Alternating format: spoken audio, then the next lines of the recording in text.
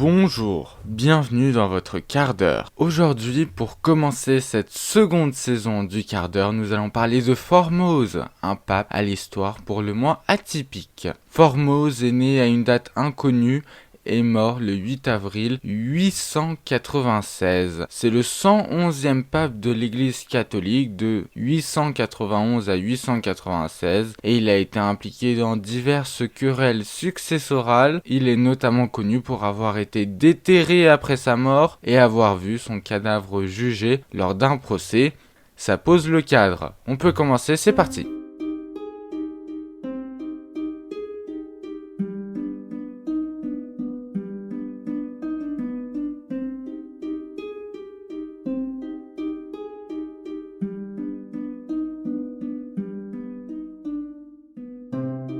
Imaginez la surprise du pauvre pêcheur romain qui, selon la légende, a repêché le corps d'un pape dans les eaux du Tibre.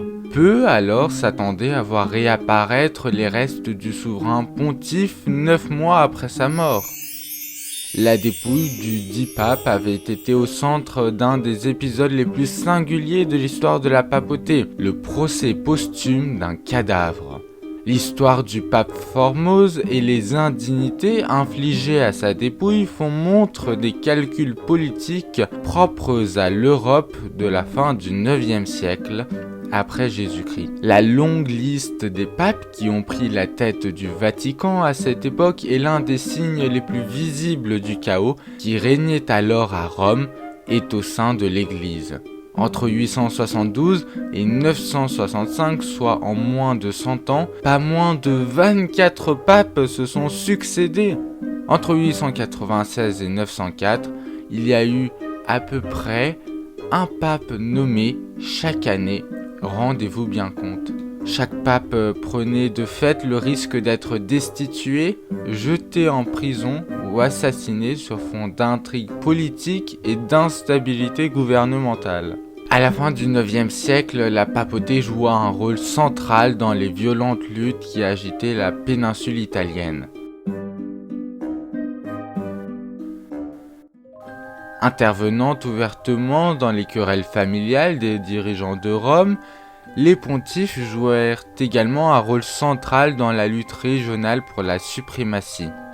Ce conflit opposait d'une part les empereurs carolingiens qui, tout au long du IXe siècle, avaient la main mise sur les royaumes d'Italie et se sont positionnés comme protecteurs de l'Église catholique. Leur suprématie a été de plus en plus contestée par les dynasties locales.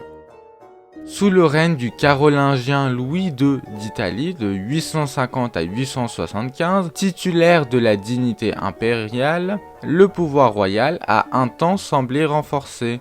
Mais à la mort de ce dernier, sans héritier, le pouvoir tomba sous la dynastie des Ouidonides, qui détenait la charge du duc de Spolète, et la dynastie des Zinrochides, dont le représentant détenait la charge de marquis de Frioul. Dès le début de sa carrière, Formose s'est empêtré dans des conflits complexes. Après sa consécration comme évêque de Porto, diocèse situé à l'embouchure du Tibre, il a effectué de nombreuses missions diplomatiques au nom de la papauté qui l'ont conduit en Bulgarie, à Constantinople et à la cour carolingienne. Formose a gagné les faveurs d'Arnulphe de Carinthie, un roi franc de la dynastie impériale carolingienne qui aspirait à prendre le trône d'Italie. La diplomatie menée par Formose déplaisait fortement à ses supérieurs. Le pape Jean VIII craignait que Rome perde son indépendance si d'aventure un roi d'une dynastie impériale aussi puissant devenait roi d'Italie. Le pape Jean fit excommunier Formose en 876 et le chassa de son diocèse. Je souhaite juste vous rappeler que cette personne excommuniée est quand même devenue pape par la suite. Lui et ses partisans furent contraints de fuir Rome sous la menace d'un procès pour corruption et immoralité. Ils trouvèrent refuge à la cour de Guy III de Spolète. Formose fit profil bas pendant plusieurs années dans le nord de la Lombardie, attendant que la situation à Rome s'améliore. En 833, sous le bref pontificat de Marin Ier, l'excommunication de Formose fut levée et il fut réintégré à la tête de son ancien diocèse de Porto. Et quelques années plus tard, à la mort du pape Étienne V en 891, Formose devint pape.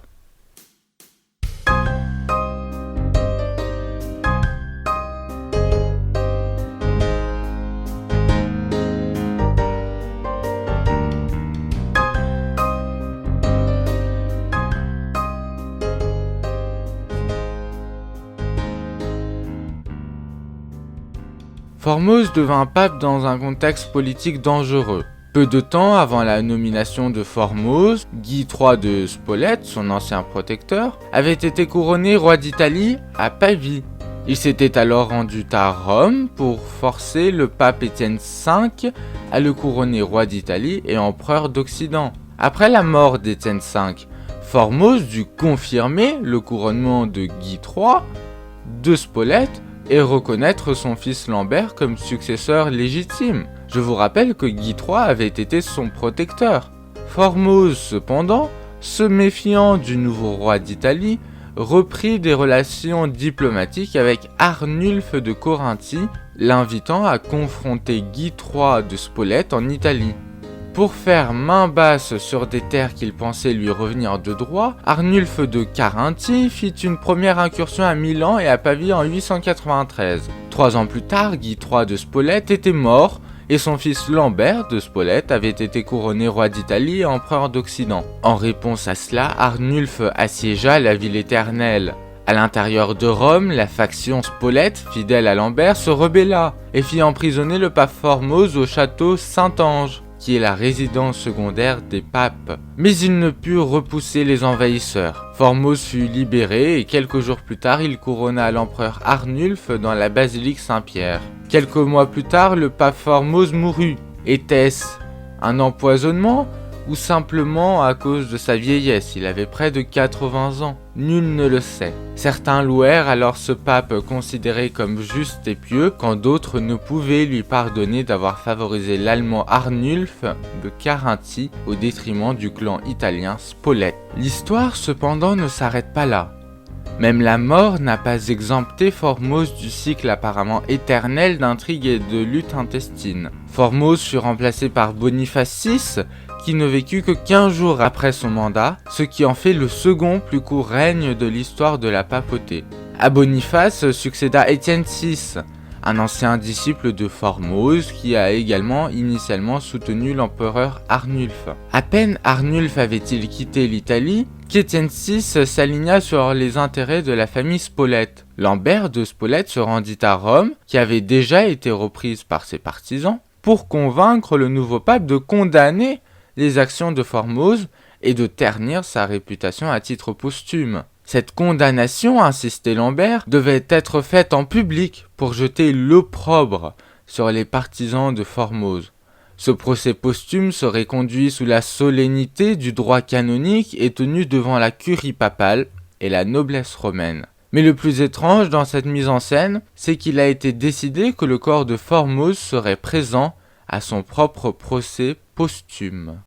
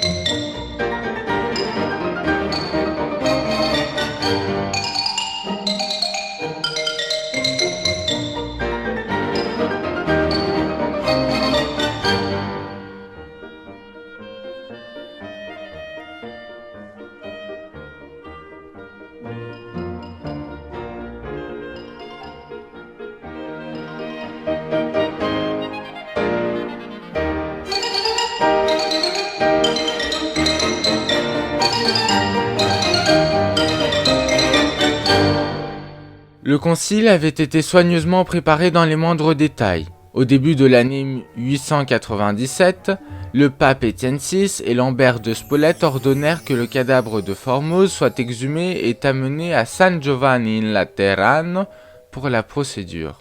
Le concile réunit tous les cardinaux, évêques et autres dignitaires ecclésiastiques. Vêtu de ses vêtements papaux officiels, le pape défunt fut assis sur une chaise. Le cadavre accusé se vit attribuer un avocat de la défense et les chefs d'accusation lui furent lus.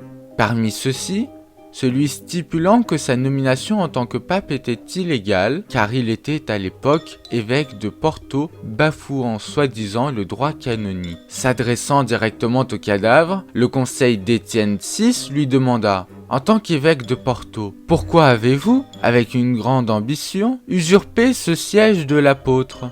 Un diacre fut nommé pour parler au nom du défunt. Des sources disent qu'il lisait principalement des déclarations préparées. On ne sait pas si l'avocat de Formose osa réellement prendre sa défense. En tout état de cause, la sentence ne pouvait être soumise à un appel. Le synode, c'est-à-dire ce conseil d'ecclésiastique, signa l'ordre de destituer Formose, puis le condamna et révoqua toutes ses nominations, de sorte que tous les clercs ordonnés par lui furent forcés de renouveler leur démarche de nomination. Le cadavre de Formose fut ensuite délaissé de ses vêtements papaux. Les 3 doigts qu'il avait utilisés pour les consécrations et les bénédictions furent coupés. Le corps fut ensuite vêtu de vêtements ordinaires et enterré dans la tombe d'un homme du commun. Non content de cette victoire, Étienne VI fit à nouveau déterrer le corps pour le jeter dans le Tibre. Même pour les Romains de l'époque, habitués à des bouleversements politiques interminables, cette décision fut jugée inacceptable.